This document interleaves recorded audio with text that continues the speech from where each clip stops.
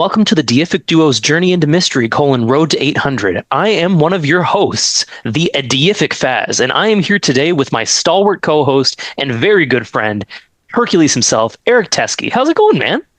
It's going great. We're at part 5, legacy number 5 here on the road to 800. It's pretty wild that it feels like forever ago that we started this, but it also feels like no time at all. That's very true. And it does feel like forever ago since I read these comics because, listeners, we're in a really good run here where I just devoured it very quickly. Now, before we get too far into it, I do want to clear something up. Over the course of this read-through, we've gotten to see what's happened to Donald Blake's origin. It's been changed by every individual writer. It's been changed as we go through. It's been cleaned up. It's been confused. A similar thing has happened to our guy, Ryan Dose. Was he tied up to goat boats? Was he tied up in basements? Did none of that ever happen? Every time Hercules and I switch who's hosting this, it gets changed. So today, we're going to clarify it for all time. We're going to pick a streamlined and clear thing that Ryan has been doing. So once and for all, for real this time. For real this time, unless if any future people, which would have to be Hercules, choose to undo this thing that I have done. But I am hoping that we are going to make it clear and concise. So our guy Ryan has been tied to the goat boat. That has happened the whole time. There is no clone of Ryan who was accidentally murdered and then rebuilt in order to keep the fiction alive. There is no. Good reference. That's a reference, Ryan. If you read all of Thor, like Eric and I had, there is no weird storyline among Will's wife causing problems and breaking previous Ryan. Ryan is just there. He is there to learn a lesson. He has learned the lesson, and as such, we have now removed him from the goat boat, and he is allowed to join us on this journey into mystery. I have two. I feel like important follow-up questions. Okay. Will's wife, does that mean Will is Odin in this scenario? No, Will's Loki in this scenario. Oh, that's way more in character. Yes. Also, do I still get to go to medical school, even though I've been removed? No, you. Damn it! You are not. You're not a real. Are you a real person, Eric? What do you think? Do you think Ryan is a real person, or is he just a construct created in order to teach Thor a lesson? That's for the reader to decide. We'll have to keep him guessing. I do know that the goat boat is now located in Mount Wundagore for some reason. No, it's not anymore. We retconned that. That's no, gone. Never mind. It's not. That never happened. One person that's read all of Jurgen's going to be like, these jokes are landing for me. And no. It isn't Jurgen. This is volume 1. Is this like crop top Thor, long Rapunzel hair? No, this is when Roy Thomas came back in and did not like that they simplified things and put them back to the way that he wanted them to be, and then we had to Roy. And then, everybody else kind of ignored that. Anyway, so listeners, today we are finishing Volume 1, and we're also going through all of Volume 2. So Hercules, do you want to give us a bit of a primer for some of the amazing stuff we're hitting today? What are those things? End of Volume 1. I want to give some stats first. So if this is your first episode of the Deific Duo's Journey into Mystery: The Road to 800, there's been 4 that come before this. We started this challenge on January 3rd, 2025, with the idea that I wonder if we could read every Thor comic in order before issue 800 comes out sometime in late summer, early fall of 2026. This is 64 years worth of comics, and we are 49 weeks into this challenge. Faz and I have been reading more than 10 issues per week all year long to get to this point. We're at about 70% of our goal to finish up by probably September of next year. But yes, okay. Starting off with, we're going to be looking at the end of Volume 1. Then we're going to be looking at the entire Jurgen's run, and then we're going to be ending with the 5 issues or so of, is it Michael Oeming? Yeah. I don't know how to pronounce it properly, but yeah. Which technically puts us a handful of issues over the 100-issue chunks. We've been doing these in like 100-issue chunks, but just for the sake of convenience, we're just going to kind of end it at the end of Volume 2. So we're going to start off with Volume 1, and a reminder of kind of where we are. Where did we leave Thor in these last few issues, going from 483 to 502? We recently got the Donald Blake shenanigans retcon stuff. We have Sif joining Thor and with the God Pack. The God Pack is this group of gods created by the High Evolutionary, and they're like this team. The High Evolutionary is like a stand-in for Odin, and Thor basically works for the High Evolutionary. Now Sif's joining in, and it's kind of fun to see them fighting side by side, even though it's in this weird way, because hashtag romance. Hashtag romance. They're like working for this supervillain. He's more of an anti-hero in this, to be fair. He's not really a full supervillain. Yeah, he's just experimenting on people genetically and reviving convicted felons and murderers and giving them godly powers and wiping their brains. You know, because he loves science and he loves evolution. He loves science. That's your defense. There is no other defense that can be given for the actions of this man. Right? That was God. What a logic bomb. He loves science. After the sort of God Pack stuff, well, I guess the God Pack stuff sort of lasts up until the end of that storyline, but there's a sort of a battle royale that happens where we have God Pack along with Asgard's heroes, along with a cornucopia of past Thor villains. We have the Midgard Serpent, we have Ymir, Nidhogg, we have two Fafnirs at the same time on the same page. We have the Fafnir that got turned into the dragon. Well, actually, both of them got turned into dragons, but they're different, though. Fafnir, one of them is Fafnir the Giant. We have Farsung the Enchanter. We know him. We have ice dwarves, and we have little cameos, a few little stories with Malekith and Curse going back at it again. So a real tour de force at the end, culminating. I'm wondering at this point, did the writers know that we're kind of coming to an end here because they were throwing everything but the kitchen sink into this battle royale? That then gets us into the... around 491, things take a turn. So anything before 491, Faz, that you want to talk about as volume 1 is rapidly, the wheels are falling off and we're coming towards the end. Yeah, the only thing I really want to say is I did really enjoy the Thor and Sif stuff. Everything else was very frustrating at this stage, and you could feel that something was going to need to change. The inside baseball of how the comic community was at the time is that something was about to change very bigly, and Marvel was about to take a stab at their first ever reboot like this, right? And it wasn't exactly planned through, and what we're left with is a bunch of bullshit. But we do get some good stories in there. The big fighting, like you said, Eric, is interesting. The kind of flip of Thor and Odin, I have a note that looks like they're finally kind of healing the wounds of what they'd been through, which I did enjoy getting them gesturing at. And then everything changes in 491. So do you have anything else you want to say about that earlier part before we get to 491? Yeah. We in the big battle royale fight, we have Beta Ray Bill ripping a hole in the side of the Midgard Serpent to rescue Thor, who has been swallowed. That is so incredibly badass that happened. We also have the Absorbing Man leaving flowers at Eric Masterson's grave and then being attacked by Thor. Oh, yeah, that was great. Odinson is sort of a douche in this part of the volume. So Absorbing Man left Eric Masterson a note that said, "Yo, Sparky, you always played it straight, Crusher Creel," which is just so endearing that no wonder when Thor and Crusher battle in the Jurgens run, Odinson is an asshole to Crusher. Well, and like this continuing theme of like, hey man, like sure, Eric Masterson was a bad Thor, but he actually believed that I could change and be better and trusted me to do that. And we had an understanding. And then this freaking high and mighty god from another planet shows up and goes, "Yeah, you look like a bad guy," and starts wailing on me when all I'm doing is having respect for the dead. Like, come on, man, get it together. Guys, would it be fair to say that maybe Eric Masterson wasn't the best Thor, but he was probably a better dude? Well, better dude than Thor from about 450 to 502, certainly. Okay. But if we were going to compare him to, say, Walt Simonson's Thor, then I wouldn't go there. But it depends on who's writing him, I would say. Okay. Yeah.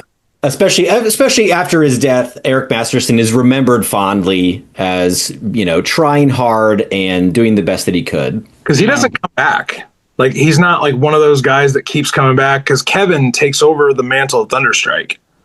Yeah, during as Guardians of the Galaxy, Kevin is a very sort of soft-spoken Thunderstrike. I don't think he says a whole lot. He's just sort of there. And I think he's maybe he doesn't say stuff like we're in the 90s now or anything like that, like Eric did. Hey, it's the 90s. Around 491, we take a very hard turn, and the art it changes, and the story almost completely changes. We have writer Warren Ellis and art by Mike Deodato Jr. The World Tree is dying. We have a Thor and Enchantress hot and heavy romance. Thor even moves into her apartment and has her mind-controlled servant slaves answering the phone for him and bringing him Thor's food. just like, girls will be girls. I'm not going to tell Amora how to be her. It's all good. And they go on a date in a giant floating green bubble. And God. Listeners, this is the part where I started actively rooting for them to kill him so that we can get a reset. Because it'd been going downhill for a while. I think at this point everybody's heard my feelings that we peaked at Walt and then it kind of fell down and then it was kind of building back up and it was falling down again. At this point, the only saving grace that I have written down in my notes is that Enchantress is really hot in these issues. It's the only thing that I can really take.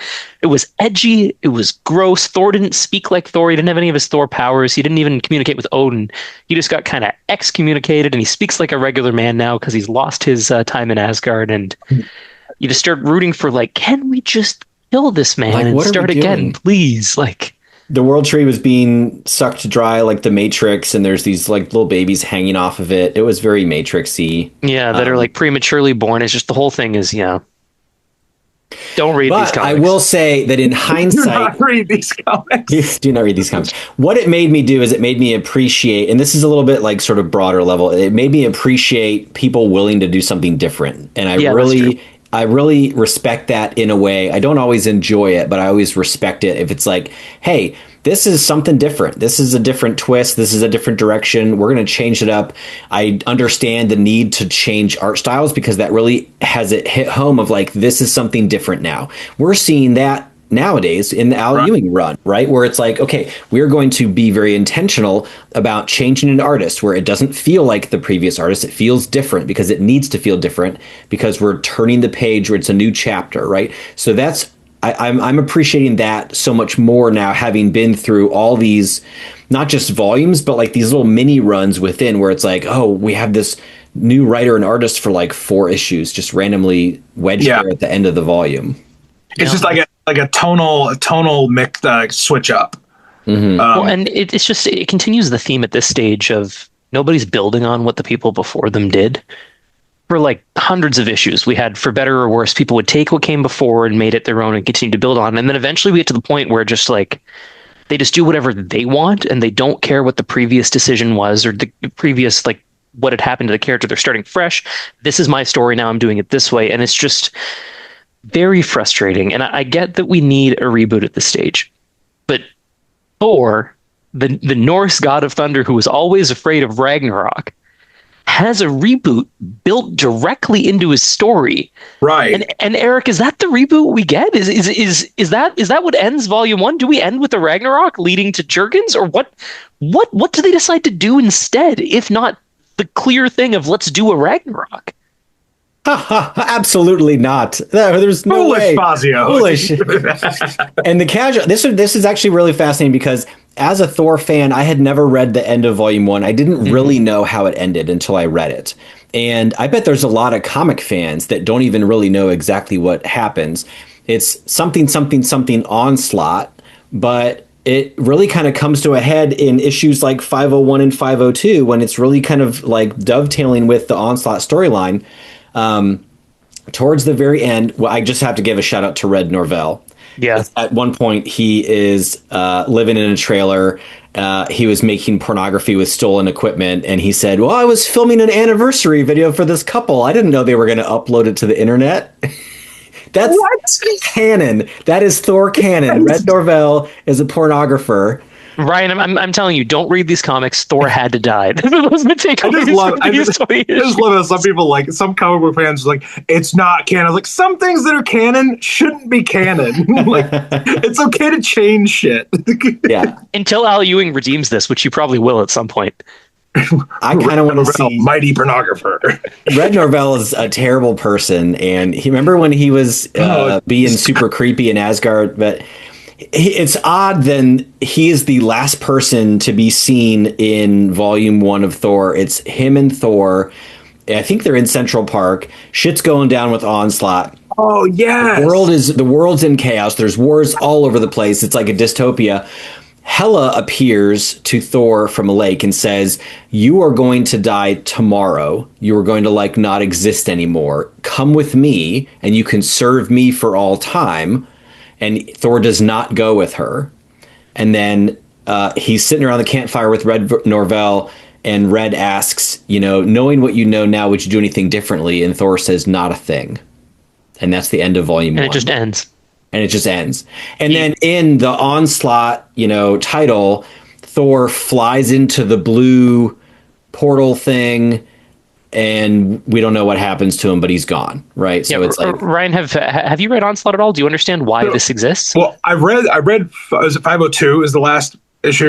Yep. I've read 502. So Eric's description of his interaction with Hell at the end, I've read that, and that's why Red Norvell was like, oh right, so he is one of the last characters. It's probably worth inside baseballing again for a little bit at this stage. So many characters that weren't the Fantastic Four or maybe it wasn't Fantastic Four. Was it just the X-Men that was doing well at this point? So Marvel decided, how can we make it so we reboot some characters, but not all of them? And their solution was, the characters not doing well, we're going to put all of them in the blue Onslaught portal thing, and they will get a Heroes Reborn saga where they'll have their own new take. It'll be fresh. It'll be done by all the fun Image comic people like Liefeld, Jim Lee, so on and so forth. And then we'll have millions of dollars, we'll make all the money, and everything will be great. Is the plan. So they did that for a little while, and that's why Thor had to die that way instead of dying in a Ragnarok or whatever and being reborn. Okay. And listeners, it did not go well. They did not make... They lost a lot of viewership or listenership or readership.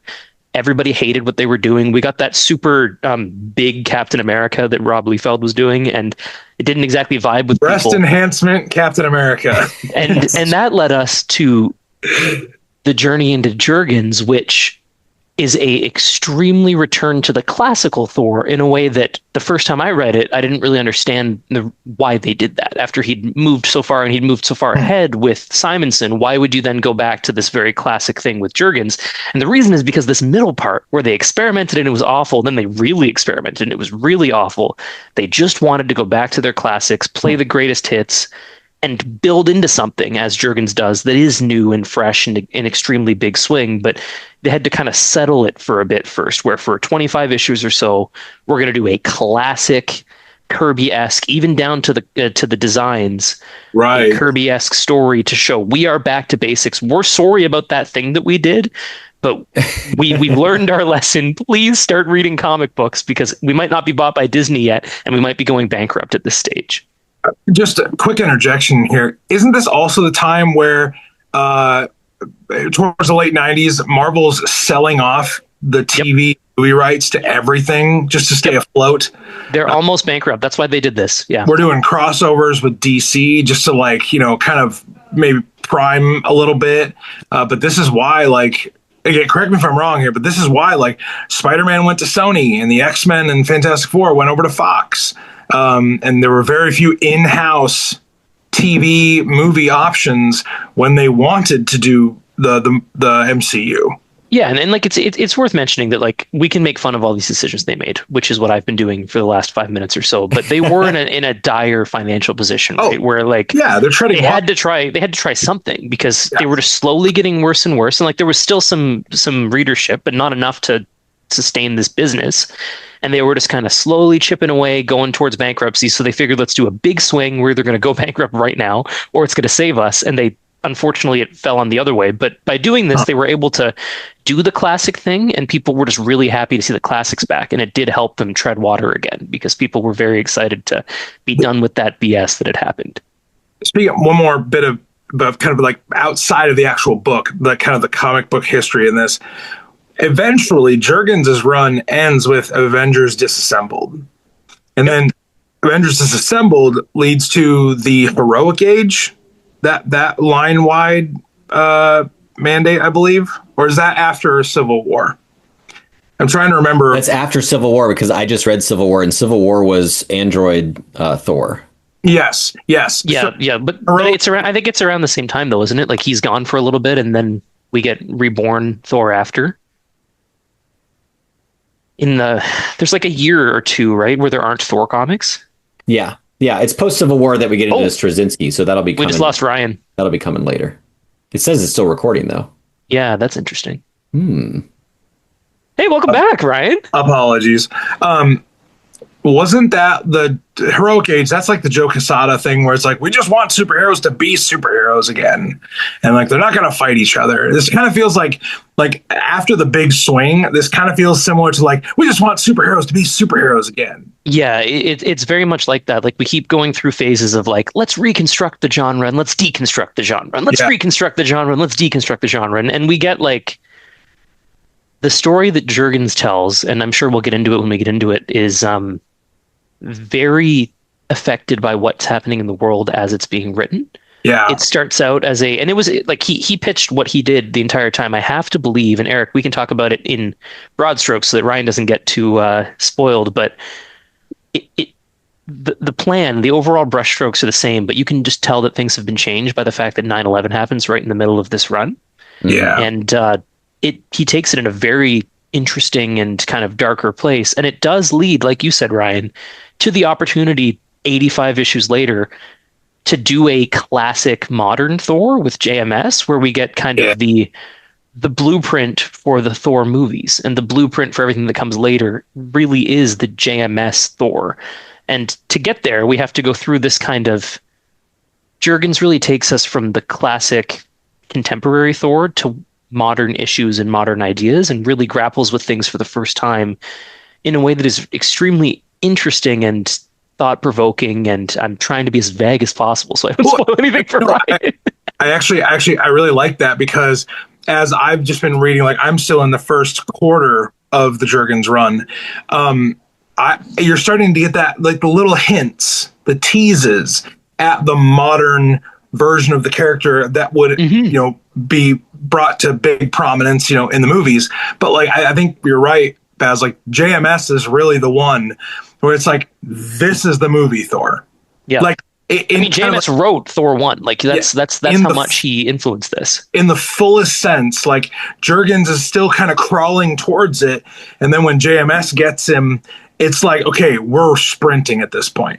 We're sprinting towards our movie character. Jurgens is the bridge. He's the rainbow bridge. He's the Bifrost. That's a great way to say that. Yeah. Well, what do you think about all that? Yeah. Jurgens shows, I definitely agree. The first 25 issues or so, it's basically like, let me prove to you that I can make this feel like classic comics again. Right. He does a great job doing that. Nothing is too like out there and abstract. The status quo is pretty intact. It's a little bit tweaked with Jake Olsen now instead of Donald Blake, but there's a lot of things that are very, very reminiscent of like classic comics Thor. And then you can tell he's sprinkling in seeds of what his bigger plan is for the arc. It's like he's thinking, I'm going to spend 25 issues telling this other story and actually do a pretty big status quo change that's going to have a point to it, that's going to be built up and not just feel like a sudden breakneck change, like a big switch. And that's some of the best stuff, because, I mean, think about that. If you have a plan that you're laying out for like 5 years in a row, I can think of very little that I've done for 5 years in a row to be like that diligent and patient and be like, this is going to pay off. This is going to be so good, to take the reader along like that. And I can see why, Jurgens originally for me, was sort of skippable. I was like, oh, I don't really know what this is. This feels really different to how I think of Thor, and so I feel like it's not a good fit. But if you are along for the ride the whole way and you're getting this month to month, it does make a lot of sense because you can see the progression and it's gradual, right? It's not just like, oh, I got dropped in the middle of this and this doesn't feel like my Thor. It's also like no secret that when I read this the first time, I read it in a couple weeks and sort of binged it, and you really lose a lot by reading it that quickly because you don't feel the gradualness, like Eric said. Like if you read this is a cautionary tale. It's an 85 or 79 issue cautionary tale, and if you read it 79 issues in 2 weeks, you're just going to get like, why is he doing that? Why is he doing that? Why are they doing this? Why is that happening? Whereas if you do it in pieces, even if you want to binge, listeners, do it in story arcs, not in like do it the way the trade's broken down, sort of like how we're viewing it. You'll get kind of the gradual change, and you'll get the references to what's coming. You'll get the hints of why and what's going on and what's gone awry in this story, and it'll really hit you like a ton of bricks. The only problem with this strategy was he went on for so long that Marvel eventually told him that we're doing this reboot and you need to finish it, and he didn't quite have enough time. He's spoken about how he would have liked 3 or 4 more issues to get it done. He just couldn't because of kind of where they were at in the time frame. So it's amazing that he got to make a meal out of this really cool idea. I'm sure in hindsight he would have preferred to cut 4 issues here or there so he could have finished it exactly how he wanted to. So really, we're getting his meta narrative cut short by Marvel's overall editorial mandate. Right, but again, he has no regrets about that because he got 7 straight years to do Thor. Like it's not like they cut him short; they gave him 7 uninterrupted years, and then at the end they were like, "Hey, man, we gotta do this big reboot thing we're doing." I know we've kind of pondered at this type of question before, but like, how many other creators got 7 uninterrupted years? I mean, him and Jason, yeah. Like Donnie would have got it if he wasn't in an accident, unfortunately, right? And Al might by the time that it's all said and done, but otherwise, like maybe, like Stan wrote Thor for a long time, but I'm not sure. I don't want to get us all on like a rabbit trail. I'm just saying, like this really does put into perspective in the wider scope how much Thor Jurgens did right. Well, and like compared to how long is JMS? Like, is it even 30 issues? No, yeah, it's very minuscule compared to those other creators. Right. So like, it's special that they let him do this. It's very cool to see one creator's vision through only a couple artists. Like, it's not like he's changing every 6 issues or anything. Like, it's JR for a long time, and then it's the other one for the other half. But he. It's cool. I have a lot of respect for this one. Listeners, I'm happy to say I was wrong. It's not near the bottom of my list anymore. It's near the top. It's not the top modern one, obviously, in my opinion, but it's really good, and it deserves to be on the Mount Rushmore of Thor runs. And that's part of why we're being so careful not to spoil stuff for Ryan, because it's really worth enjoying for the first time without hearing from the Deific duo, like, oh, this happens and you're going to love it. And this happens and it's so cool. And oh my God, I can't believe that this happened. And then the Juggernaut shows up for no reason. And yeah, you can spoil that one. Well, and cool. Listener, you can follow along with our journey into Jurgens for more of like the play-by-play. But some of the, just for your information, some of the things that happen in this run are Paracus and the Dark Gods. Have Jake Olsen, the EMT, Tareen, the Designate, as Thor Girl for a part of it. We get Magni Thorson, and we get Rune King Thor, all in this stretch of comics. God, so cool. Now, I just have to point out something, because this has been stuck in my craw since the Marvel Rivals thing. Not your craw? They made a Rune King Thor skin. And no, they didn't. They didn't make a Rune King Thor skin. So they called it that. Wrong. They called it that during the leak, and people were like, "That's not what it's called. He's Lord of Asgard in that photo." And they were like, "Oh fuck, you're right." And they renamed it Lord of Asgard, and that's what it is. then they need to let Reddit know, because I see everybody saying, "Who could win, Rune King Thor or so and so?" And it's always that one panel. It's not because of Marvel Rivals. It's been doing that for years before. Well, then I'm less pissed at Marvel Rivals and more pissed at the zeitgeist. Yep. Because it's literally that one photo. And by the way, he has his helmet off. It's a 1-page splash of him in the armor. In that story, he goes through a magical waterfall and the armor melts off of him. He only wears it in issue 60 of the Jurgens run. Yeah, we never see it again. Yeah. We never see it again. And he never puts the helmet on in that splash page. Somebody has photoshopped that on there. You can see that they've taken the same glove and they've inverted it, and there's not even a version of that splash page with the lightning bolt behind him that's been added. So if you Google Rune King Thor image, you'll probably see that image, and it's really only in that one splash. Yeah. And Rune King Thor doesn't look at all like that. He looks very different in that very, very cool story. But listeners, this Jurgen stuff, there's a few themes kind of carrying through the whole thing, and it's kind of some of the classic contemporary things that you would have imagined storylines to be about in the 90s and early 2000s. It's, absolute power corrupts absolutely. It's give a man a fish and he eats for a day, but teach a man to fish and he'll eat for his lifetime. It's one person or nation cannot make decisions that affect everybody else in the world on their own, and that can't be the only judge of good and evil. One man can't make that call, right? And it's very, you can see throughout the whole thing. The note I have at the top of Jurgens, and sorry to interrupt, the path to hell is paved with good intentions. That could be a good one too. That's a good one too. Yeah, the top note I have and in my Journey into Jurgens thing says, finally a good fucking meal. We had Simonson as one of the greatest Thor stories ever told. We had DeFalco that had moments that reached the highs of Simonson and maybe wasn't there the whole way.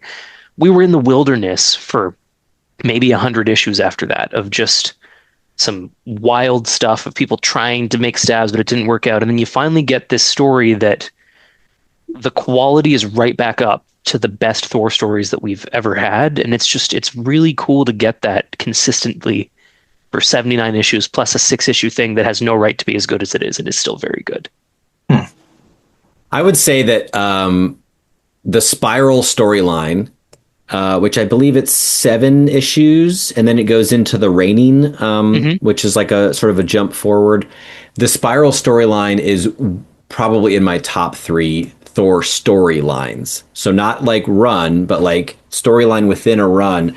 It is amazing, and it's when it's that feeling you get as a reader of like all the pieces are falling into place, and I get it now, and like this is where it's going, and buckle up. Yeah. Such an exciting little mini arc within the run.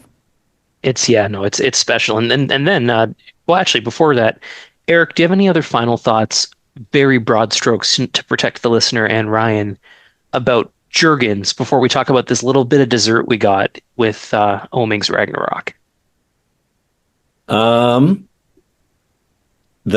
art's awesome. It's 90s art, but just be open to it. It doesn't have to feel like modern art. It does feel a little bit dated, late 90s, but in like a really fun, nostalgic way, like looking back. So yeah, that is actually the last note I have too. It's good, really good. Art is amazing is what I have written down. It's really good, guys. There's some misses, like Jason Aaron takes some stuff like the like Tareen the Designated makes it much better with Jane Foster. There are things that get improved upon. There's a lot of really cool stories though that Jurgens is kind of the beginning of, and then people can take and improve upon as we go. Jurgens also more definitively, because even towards the end of volume 1, we're still getting, depending on the writer, is Thor actually a god or is he an alien that people confuse for a god? And this run really, I think, for me, solidifies the fact that he is a Norse god, and that makes it. I think that's been then the story from then on. I think he actually has the power to like answer prayers and hear people praying or playing the role of this, this Norse god in society. I just want to make one comment about the art, and then I'll shut up for the Oming stuff. Of course. I am not the biggest John Romita Jr. fan. And going into this run, I was like, I'm going to read a lot of issues that I can't aesthetically get on board with. But Eric has sat through many hours of us doing Journey into Jurgens, every one of them, and Faz has had a few times listening to me say this. There are moments where I get it. Like, I get why JRJR is a big deal. And those are usually the moments where he goes big. So, my enjoyment of Pericus and the Dark Gods is strictly based on how freaking awesome John Romita Jr.'s art is. Like Pericus and the Dark Gods is spectacular, and he makes Pericus feel like freaking Thanos in those issues. That's awesome. I just want to say, like, even for someone who maybe doesn't like 90s art, I couldn't agree with the guys more. Give it a shot, and there will at least be some aspects of the books that you really enjoy. Well, the other thing too, Ryan, is like once you hit that midway point where everything pivots, it's not JRJR anymore. Yeah. It's somebody else who I think is better for this story. Like the spiral and the raining, all the stuff that Eric's talking about, the next artist's incredible stuff. And I'm almost certain it's not JRJR, Eric. You can correct me if I'm wrong, but I think it's someone else that takes over at that point. I'm going to look it up. No, let's see. Scott Eaton, maybe. That sounds right. It's, like, listeners, if you're not a huge JRJR person, it's not 79 issues of JRJR. There are other people who come in. It's not Modern Spider-Man. It's not Modern Spider-Man. That is correct. that was a shot at Modern Spider-Man that didn't need to be made, but I did it anyway. But no, I'm good. I want to hear about Oming and Ragnarok. Okay, so Oming was tasked with a very interesting thing, listeners, where they were going to reboot Thor, and they were actually going to do it properly with a Ragnarok instead of just jumping into Onslaught and seeing what happens. So they've figured out their plan, for lack of a better way to describe it, and they brought this guy in. I think he did the writing, and he might have done the art as well, which is very interesting. And he had this pitch for what Ragnarok would be that is a final Ragnarok. And again, I don't want to spoil it too much because there's a lot of really, really good stuff in it. But it's not just, oh, another cycle's coming, we'll do another Ragnarok in 50 issues or whatever. This is the last one. And there are reasons why it's the last one that are now being unwound in Al Ewing's Immortal Thor and Mortal Thor because of what happens during these 6 issues. So do yourself a favor. If you like current Thor, you need to read these because they are inextricably linked to everything that's happening now. And it's very conceptual, and it's very fancy, and it's very Al Ewing coded. So you can see why he took this and was like, I'm taking this and adding upon it because it is freaking cool. Herc, what do you think? I'm seeing, is the artist Andre DeVito, maybe? Yes, that sounds right. I saw the name Tom Rainey as well. I don't know if that means anything. We're so bad. Sorry, artists. We love you, artists, but we don't have that at the tip of our tongues right now. So also, you guys were correct. It's Scott Eaton that was doing the pencils on the second half of the Thor run. Oh, okay, cool. Jurgens, yeah. The Ragnarok story, it feels a little confusing. It definitely is a departure from the main Jurgens stuff, and you can tell it's different. The art is different, but it also feels very mythological. A lot of the stuff is happening in Asgard, as opposed to most of the Jurgens run is happening on Earth. So it's very different, and it's a little wibbly wobbly, and it's a little conceptual. It's kind of hard to remember exactly all the different things that happen. I know some of the highlights for me were like Beta Ray Bill making the big sacrifice play, coming in being like, I'm going to you go and do this. I've got this here. I'll take on these armies by myself single-handedly. We have, is it, which of the dogs is turned into like a human form? Is it Fenris or is it? Fenris, yeah. Okay. So that's an interesting take. It's a little different, but it's like this dog man looks like a werewolf with like a armor and weapons. And then we get into the, we have a shout out to, I can never pronounce their name, Ratatasker. Yeah. The rat that runs first up and appearance, down the I think, tree. right? First appearance in issue 83. Yeah. And that's a character from the mythology. So the fact that it took this long.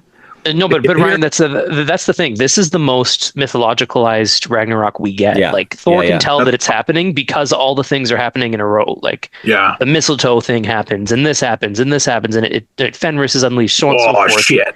It is DeVito, guys. You were right about that. So great call as to the art, which is excellent during this. Like Eric said, it's a little wibbly wobbly, timey wimey. It doesn't really reference Jurgens other than occasional references, like, oh, I learned a lot from what happened in the last 79 issues. Yeah. Before he keeps doing what he's doing, but it all comes together in this incredible ending to this character that is what should have been the ending of Volume 1, and it's very cool that we got it here. And it does feel like a suitable capstone for this iteration of Thor, where he takes everything he's learned in these 85 issues, applies it in a very cool way that, again, will be relevant to what happens in Mortal Thor and whatever comes after Mortal Thor if Al sticks around. And it really puts a bow on this era of Thor before we can get into the true modern masterpiece that is JMS. And we've got Those That Sit Above in Shadow. I mean, I'm glad that they didn't do this in like 1998 because it probably wouldn't have turned out as well. I think they would have messed it up, eh? Yeah. Would have been forgotten, maybe. Like, yeah. Because JMS is going to influence the movie so much.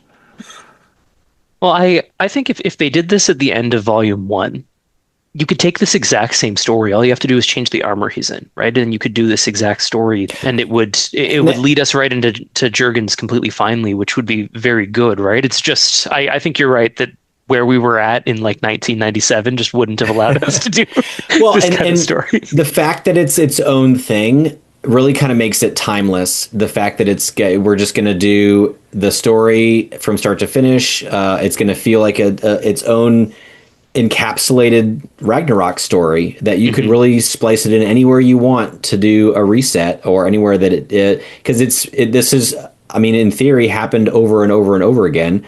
And what I like was the idea that, and this is going to be the time that we break the cycle. And that was what, back in the 2000s, and hey folks, we still haven't broke the cycle, but like we tried. Well, I mean, we kind of have though, right? Like the issue is the cycle needs to happen and we're just stuck in perpetual winter now, right? That's what Loki's trying to fix. Like Thor did this, and because of what he did here, everything's ruined and it's taking way longer to get there, but we're still in this spot of like, instead of rebirth and recycle and all that, we're stuck in everything's aging and everything's breaking, and what happens when it's all broken down. Odin's magic's not here anymore because he's not constantly being replenished. Loki doesn't get to restart from scratch. There's no new Thor with new lessons to learn. We now get 20 years of comics where it leads to this conclusion of what happens when we don't get to rejuvenate and like renew. He's been on borrowed time this whole time. Yeah, right. And it finally comes to roost in the end of Immortal Thor, and now it's happening in Mortal Thor. And I think that's a really cool connection where you can only do these giant meta things when something like this exists. And like you said, Eric, it's awesome that it's separate, because any issue you have with any of the canon changes in the first 500 issues of Thor, or 400, how many we're at right now, they don't matter because you have this hard stop where we reset, and you can keep whatever piece you want and you can leave away everything that you don't want, and you get to define the canon, dear listener, in a way that you didn't get to do beforehand. If you don't love that Red Norvell is filming pornography and doing his crazy stuff, that's no longer canon. If you want to keep it, that's canon. It's entirely up to you at this stage in a very cool way. But... oh man, Baz, you're steering the ship on this one. Do you feel? I think we've done a lot of gushing about this. Let's do some more reflections on the experience of doing this challenge and what you've learned or appreciate differently about Thor comics in general, not just about these particular issues. So we've talked about it before, but my understanding of classic Thor used to be Simonson, being those 40 issues or so. That's what Thor was like beforehand. And now that we've read all of classic Thor, that's not true at all. Simonson was a strange blip in the radar where Thor suddenly was extremely deep and extremely introspective and did these things with his mind and not with his hands. And that was the exception, not the rule, right? And we see the change to what modern Thor is, where he's not just a guy hitting things with a hammer really hard now. But for 400 issues he was, and you see him slowly growing and changing, and you see them building on each other. And it's really cool to see it from the beginning to the end. And listeners, if you ever, now that I've read this stuff, I've read every issue of Thor. Not in order. We're still going to do that, but I've read all of it. And it's really cool to see the way it builds on themselves and this great storytelling endeavor that is a shared universe of hundreds of people writing where this one character will go over 70 years. And that's really cool to me. Rick, what do you think? I think my appreciation of Thor comics has been altered by this challenge and by reading through the years and years of history all back to back. You know, I don't even think about Thor comics the same way anymore. I used to think it was like, you know, there's bad guys and Thor's a good guy and Thor stops the bad guy. And now I appreciate it, I think, on a different level where Thor is a character in a story.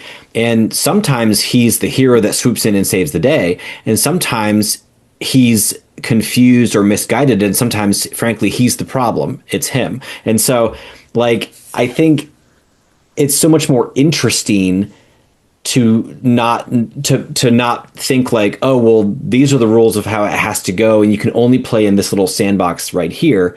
As long as you have a good rationale for why Thor needs to be in a different role in the story or a different way, I think that's almost more interesting to me to kind of explore that, knowing that, okay, just like a hammer on a bungee cord, we can return back to where we started or where we need to be, because, you know, we can't evolve so much that it's now a completely different character. He does have, Thor is like his own archetype, right? He needs to still be that recognizable at the end of the day.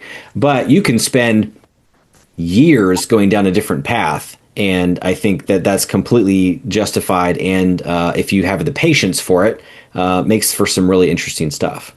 I think what I'm hearing you say is that Thor may not be the hero that Gotham needs, but he's the hero that it deserves, depending on the story that we're in.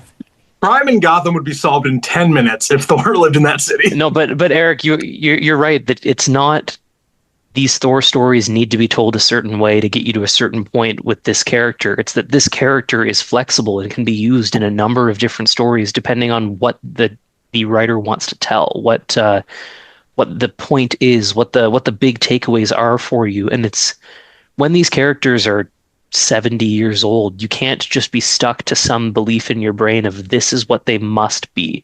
Mm-hmm. You have to be willing to see what happens in this scenario. It's the same thing that DC has done for years, where everything is canon, and it's like, hey, yeah, sometimes Superman's an asshole. Sometimes he's a paragon of all good. Sometimes he's super angry the whole time. Sometimes he's smiling. That's just, the story needed that, and we're here to teach people a lesson and help people work through some of the most difficult things. In this case, the horrors of 9/11 and what came out of it, right? It's using these paragons and these characters that we're familiar with to teach parables and life lessons is very, very, very important. And it's really cool to take the bird's eye view and see it all unfold as it's not about making a perfect biography for Thor. It's about teaching people a lesson. Yeah. God, that's good. Okay, Eric, any final thoughts before we hop aboard that rainbow bridge, tie Ryan back up to the goat boat, but this time for his own protection? It's a seatbelt, listeners. It's not anything. It's not anything too crazy. And then it was a seatbelt the whole time. I just get confused. It may or may not be a seatbelt. We're gonna have to see what Eric does when he hosts next time. Yeah. Jesus.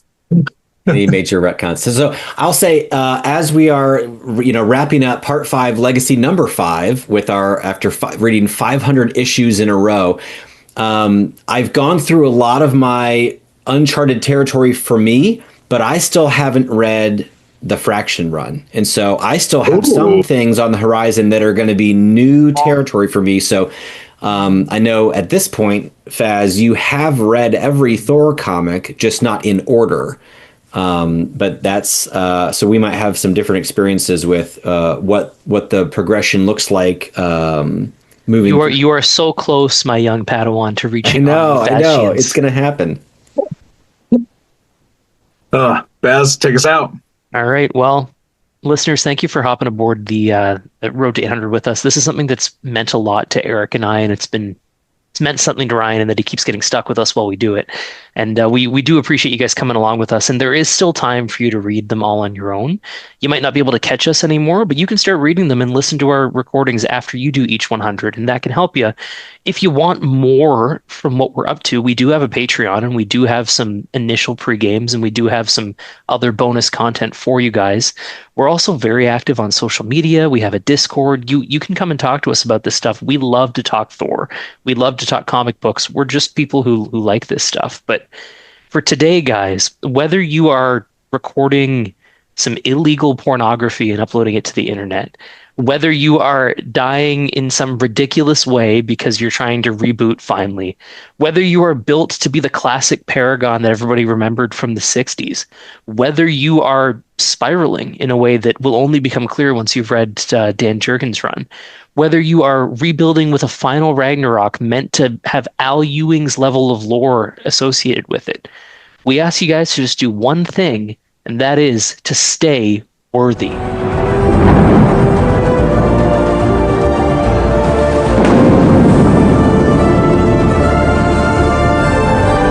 Whosoever holds this hammer, if it be worthy, shall possess the power of Thor.